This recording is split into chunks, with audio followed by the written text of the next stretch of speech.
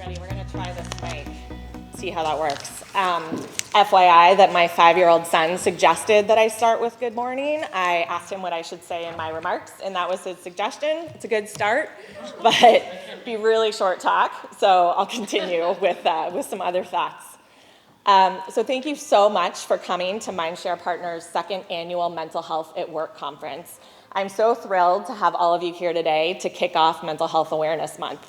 Thanks so much for joining us. And huge thanks to SAP, who's our lead sponsor, and also the sponsor of our upcoming Mindshare Partners 2019 Mental Health at Work report, which will be released in a couple weeks. And thank you also to our other sponsors, Grammarly, Alkermes, and ZipRecruiter. And one final thanks to our in-kind donors, Ritual Coffee, who I know everyone is really happy to have this morning, as am I, and Fort Point Beer Company for later this afternoon. So it's hard to imagine now, but even 3 years ago, I would have been deeply embarrassed to tell you what I'm about to say, and that this issue is personal to me. In fact, I wouldn't have told you at all. You probably would have had no idea, just like most of my family and friends had no idea. So I have generalized anxiety disorder, and while I figured out how to manage it, it's twice led to debilitating depression, including being forced to take a leave of absence from work several years ago. So that all could have been avoided, that leave of absence, if I hadn't been too afraid to tell my boss that I really needed to keep my weekly therapy appointments, and if other workplace factors hadn't been an issue. So as a high performer who's always been in really competitive school and work environments, I was absolutely devastated by this leave of absence and truly believed that my career was over, which only made my anxiety that much worse. So I didn't have any professional peers or role models who were open about their own mental health challenges. And now I know in retrospect there were others who were struggling, but just like me, they kept quiet because they were worried about professional repercussions too. And while well-meaning, I was working in the social sector at the time, my manager and HR team really didn't have any idea what to do with me, and I was not in a place cognitively to be troubleshooting at that time. So after about a month of being virtually non-functional and unrecognizable from my normally cheerful and high-performing self, I wanted everything to end. Not because I didn't want to live, but because I didn't want to live like that. My mind was my most prized possession, and it was not working at all. I was hollow, unable to feel much of anything, make basic decisions, or craft even simple emails, much less do the job that I was supposed to do. This was not me.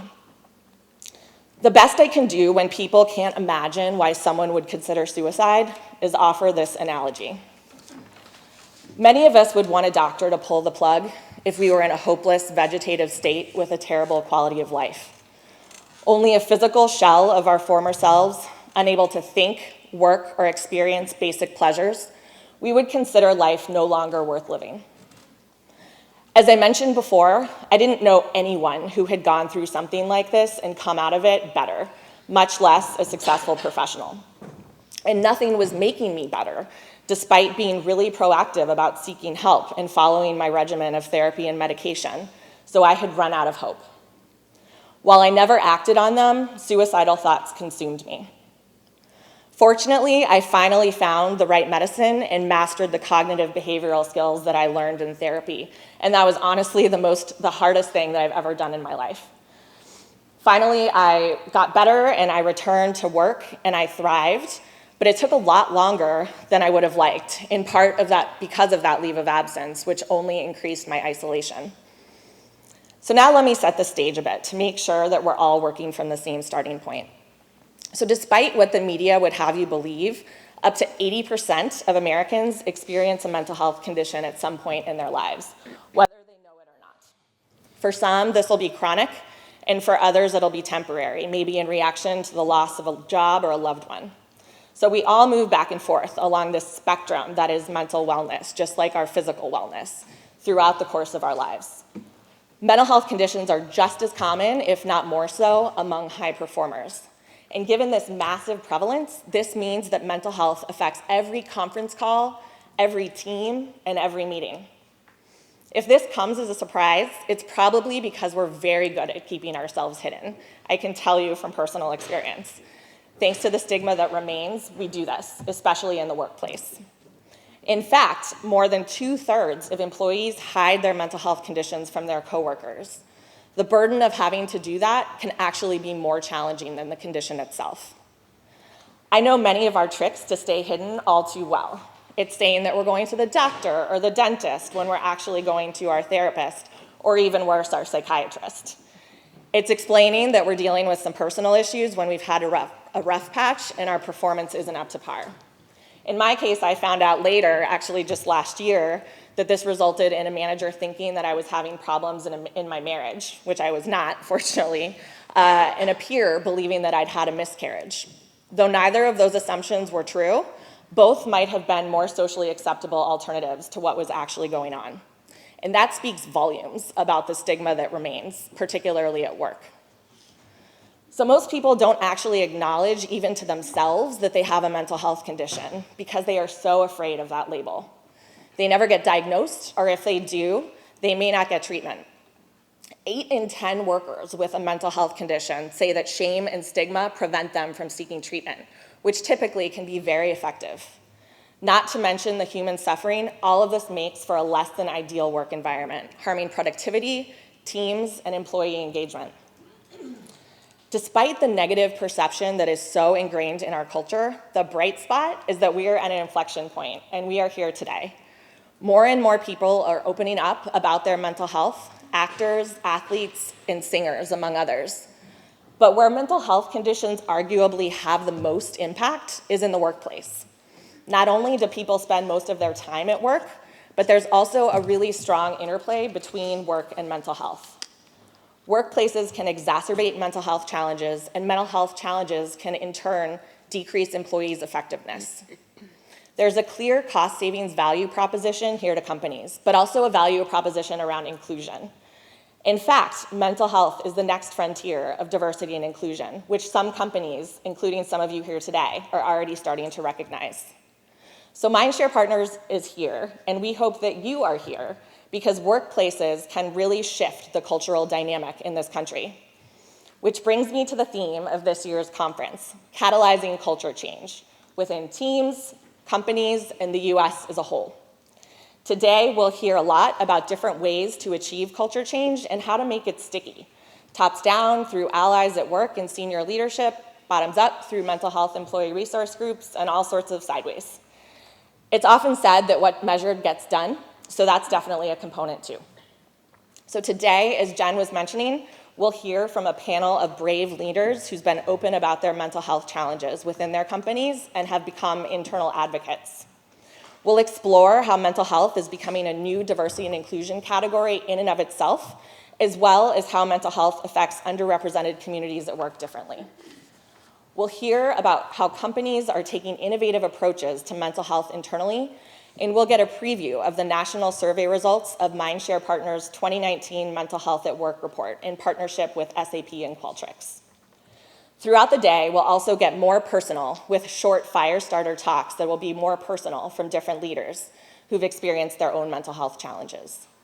So more than anything, the theme that I really think and hope that you'll consistently see throughout the day and take away is the power of vulnerability and authenticity. Every speaker today has been encouraged to be as vulnerable as they're comfortable, to be real and authentic, to be brave. So now I'll finish my own story. After several years had passed without incident, I decided to put my professional skills to work on behalf of mental health, and I founded Mindshare Partners in 2017 to create the resources that I really wished that I'd had when I was struggling at work. So with my management consulting hat on, I did a landscape analysis, and I realized that there was very little by the way of workplace mental health in the US. I then researched the most effective evidence-based ways of reducing stigma around mental health, which are social contact, education, and peer support. So we developed our programs to focus on those areas.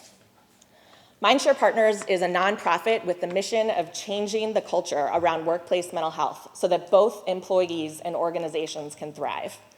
We ultimately seek to normalize having a mental health condition and reduce the stigma.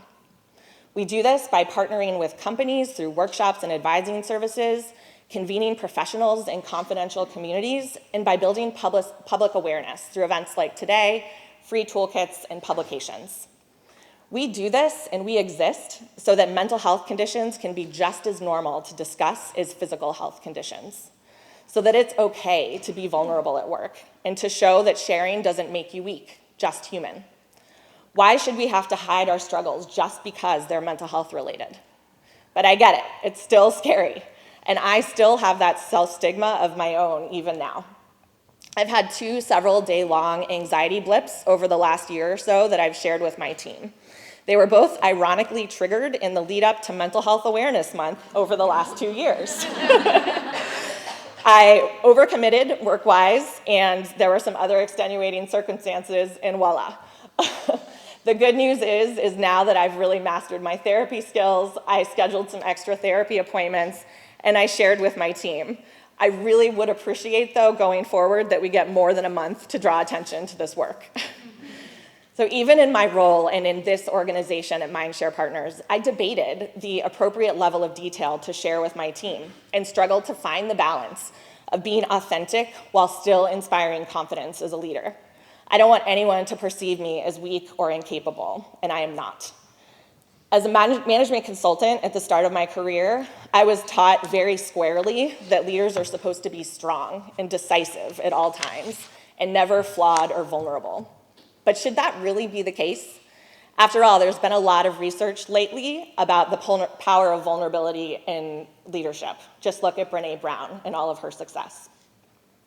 So all leaders are dealing with something, whether it's a mental health condition, grief from a death in the family, a serious medical diagnosis, marital strain, or the balancing act that comes from having kids. It's what makes them relatable, but only if they actually share these challenges. So having the courage to do that and to share and be vulnerable doesn't make you weak. It makes you brave. And who doesn't want to get behind a brave leader? So please be brave in what you share today. Push yourself outside your comfort zone a little bit more than you normally would. And for things to change and the stigma to disappear, as did with cancer decades ago, we just need to be real with each other. So let's begin.